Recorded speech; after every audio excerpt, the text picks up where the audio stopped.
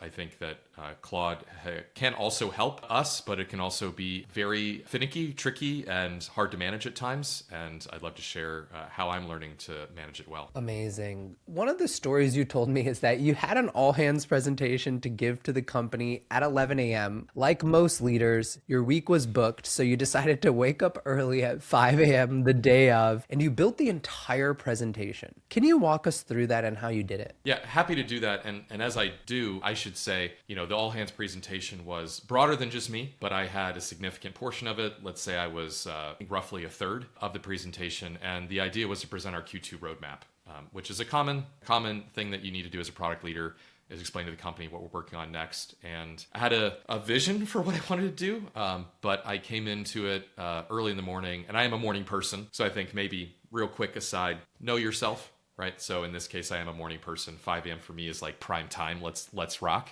Not for everyone, but that's what I did. I sat down and I had these Google Slides and this template. I'm notoriously bad at my inboxes. I guess there's a version of that where I seem cool and unavailable, but the reality is I miss sponsor emails, guest pitches, and stuff that my team actually needs me for. So I got an AI assistant. The sponsor of today's episode, Ariso.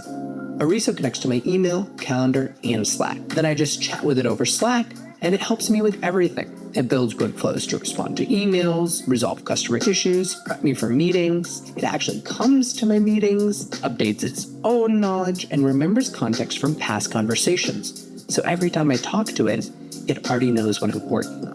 I used to pay for Granola and Lindy separately. Ariso replaced both. One tool does more, and it lives right in Slack priority work. Check it out at ariso.ai/Aakash. That's ariso.ai/AAKASH. I hope you enjoyed that short clip. You can check out the full episode here.